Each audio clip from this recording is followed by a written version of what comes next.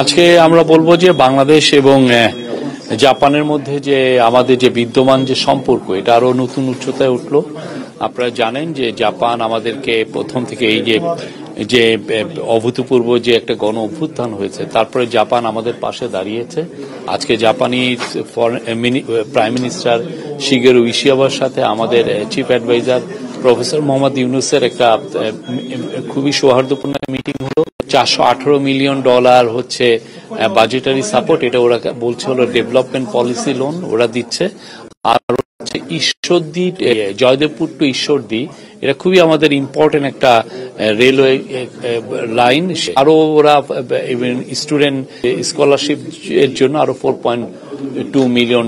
আমরা ওদের কাছ থেকে পাচ্ছি হচ্ছে 1.063, মানে $1 বিলিয়ন একটু বেশি আমরা ওদের কাছে পাচ্ছি। ফলে আমাদের আসলে এখন যে ইকোনমিক যে আমরা যে রিকভারির মধ্যে আছি, সেই রিকভারিতে এটা হেল্প করবে আমাদের। আর অন্যান্য অনেক বিষয় নিয়ে আলাপ হয়েছে। জাপান বাংলাদেশের সাথে তার বন্ধুত্ব আবার জানিয়েছে, সে তার সাথে আরো আমাদের সাথে নিবিড় বন্ধুত্ব করতে চায়। বাংলাদেশের আজকে মিটিং এ 30 মিনিটের বেশি মিটিং এ বাংলাদেশকে 5টা নেভিকে 5টা পেট্রোল বোট দিচ্ছে।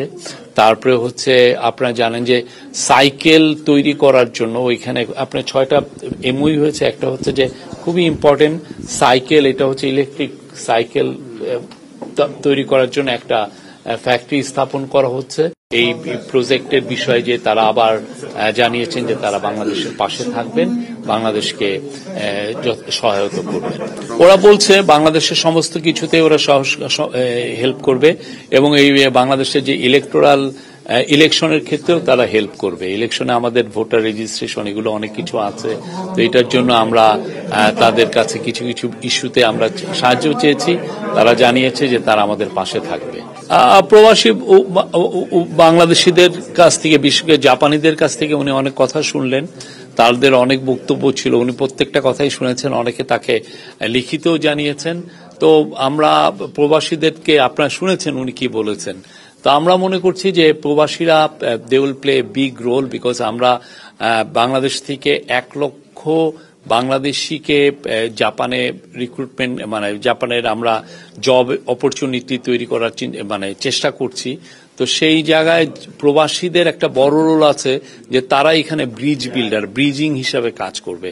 তারা আসলে জিনিসটাকে আরো বেশি এক্সপেডাইট করার জন্য যথেষ্ট হেল্প করার সুযোগ আছে এবং অলরেডি আজকে তারা বলেওছে যে এটা নিয়ে কাজ করবে। তারা আরো কিছু কিছু বিষয় বলেছে, তা আমাদের চিফ অ্যাডভাইজার সবগুলোই শুনেছেন।